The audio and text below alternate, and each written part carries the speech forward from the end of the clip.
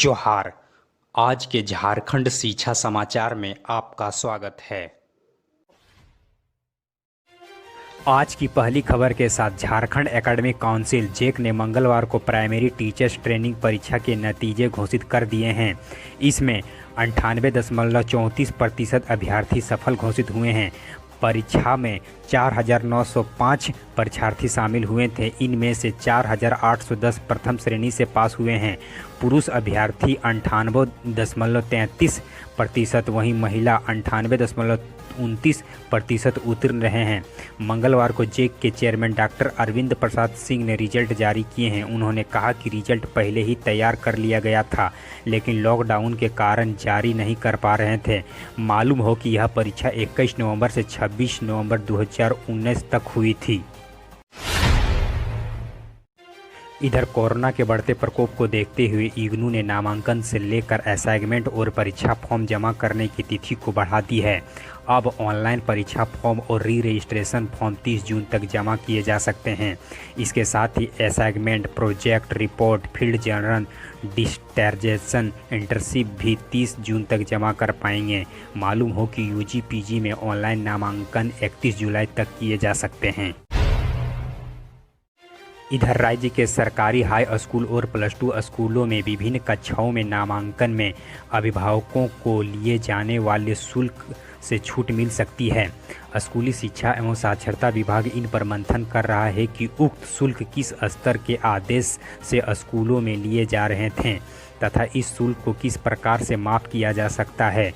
राज्य के स्कूली शिक्षा एवं साक्षरता विभाग के मंत्री जगन्नाथ महतो ने माध्यमिक शिक्षा निदेशक जटाशंकर चौधरी से इस पर रिपोर्ट मांगी है।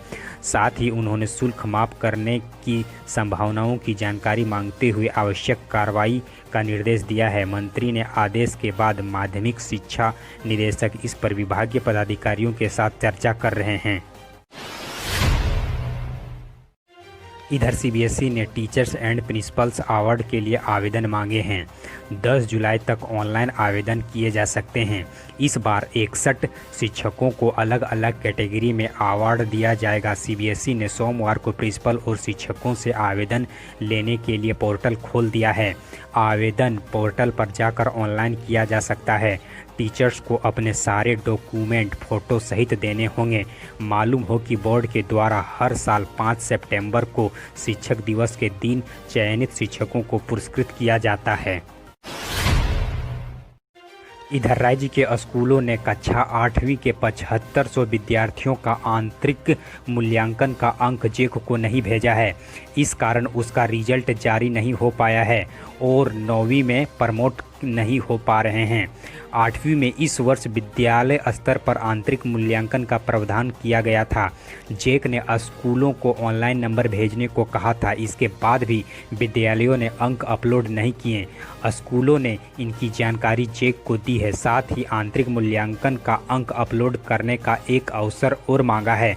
जेक ने भी इस दिशा पर विचार कर रहा है। माना जा रहा है कि जल्द ही इस संबंध में दिशा निर्देश जारी किया जा सकता है। इधर राज्य में स्कूली बच्चों को सोमवार को डिजिटल कंटेंट उपलब्ध नहीं कराने वाले करीब 2490 बीआरपी सीआरपी पर कार्रवाई की जाएगी। झारखंड शिक्षा परियोजना परिषद ने सभी जिला शिक्षा पदाधिकारी से 2 दिन में इसकी रिपोर्ट मांगी है। जेईपीसी के राज्य परियोजना निदेशक उमा शंकर सिंह ने कहा कि लॉकडाउन में बीआरपी और सीआरपी द्वारा व्हाट्सएप ग्रुप के जरिए डिजिटल कंटेंट शिक्षकों और छात्र छात्राओं को उपलब्ध कराया जा रहा था। बीआरपी सीआरपी महासंघ द्वारा 15 जून को मोबाइल रिचार्ज व मॉनिटरिंग भत्ता को लेकर कार्य बहिष्कार की बात कही गई थी। जेईपीसी ने इसे स्थगित करने की अपील की थी। इसके बावजूद बीआरपी सीआरपी महासंघ डीजी के साथ कार्यक्रम के बहिष्कार पर अड़े रहे। इधर राज्य के वैसे हाई और +2 स्कूल जहां पर व्यावसायिक शिक्षा की पढ़ाई चल रही है, वहां प्रयोगशाला बनाए जाएंगे। व्यावसायिक शिक्षा कार्यक्रम के तहत लैब निर्माण के लिए राशि विद्यालय प्रबंधन समिति के खाते पर जमा कर दी गई है। झारखंड शिक्षा परियोजना परिषद ने इस पर गाइडलाइन जारी कर दिया है। 570 हाई प्लस 2 स्कूलों में ट्रेडवार प्रयोगशालाएं बनेगी। वहीं जिन स्कूलों में वोकेशनल कोर्स की पढ़ाई शुरू होनी है वहां भी लैब का निर्माण का काम किया जाएगा। स्कूल में जिन जिन ट्रेडों की पढ़ाई होती है उनके प्रैक्टिकल की व्यवस्था भी लैब में की जाएगी। इधर राज्य के लॉकडाउन के दौरान सरकारी स्कूलों के बच्चों को बांटी गई किताबों की क्वालिटी और उसके कंटेंट की जांच की जाएगी। किताबों की गुणवत्ता सही है या नहीं इसकी पड़ताल की जाएगी। गड़बड़ी मिलने पर प्रकाशकों के खिलाफ कार्रवाई होगी। इसके लिए विभिन्न जिलों से अलग अलग क्लास के 2-2 सेट किताब मांगी गई है। रांची व पश्चिमी सिंहभूम को 7वीं क्लास, दुमका व सिमडेगा को 8वीं क्लास, हजारीबाग व पूर्वी सिंहभूम को 9वीं क्लास और गोड्डा व सरायकेला खरसंवा जिले को 10वीं क्लास की एक सेट किताब सैंपलिंग के रूप में लाने को कहा गया है। JCERT के निदेशक उमा शंकर सिंह ने कहा कि रैंडमली किसी भी स्कूल से किताब लेकर उनके सैंपल भेजे जाएं ताकि उसकी सही जांच हो सके।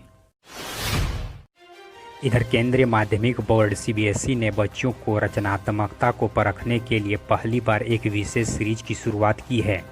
एक्सप्रेशन सीरीज के नाम से प्रतियोगिता का विषय कोरोना काल में नवीन सोच रखा गया है। इसमें निबंध, कविता, पेंटिंग से बच्चों को लॉकडाउन के अपने अनुभव साझा करेंगे। इसमें उन्हें यह बताना होगा कि चुनौती के इस घड़ी में उन्होंने क्या बेहतर सीखा, क्या इनोवेटिव कार्य किया है। CBSE की ओर से सभी स्कूलों को इस संबंध में नोटिफिकेशन भेजा गया है। इधर लॉकडाउन के बीच ऑनलाइन पढ़ाने का शुरू हुआ चलन स्कूली बच्चों पर अब भारी पड़ने लगा है, जिसके चलते उन्हें कई घंटों तक कंप्यूटर, लैपटॉप और मोबाइल फ़ोन के सामने गुजारने पड़ते हैं। फिलहाल अभिभावकों की चिंता और इसे लेकर बढ़ती शिकायतों के बाद मानव संसाधन विकास मंत्रालय ने अब ऑनलाइन पढ़ाई को लेकर एक मानक प्रक्रिया के तैयार करने में जुट गई है। इसके तहत छात्रों की उम्र और क्लास के आधार पर ऑनलाइन पढ़ाई के घंटे तय होंगे। मानव संसाधन विकास मंत्रालय के आला पदाधिकारियों ने इसे लेकर एक उच्च स्तरीय कमेटी भी की है। इसके बाद इसकी जानकारी मानव संसाधन विकास मंत्री को भी दी है। अभिभावकों की ओर से लगातार शिकायतों के बाद यह प्रक्रिया की जा रही है।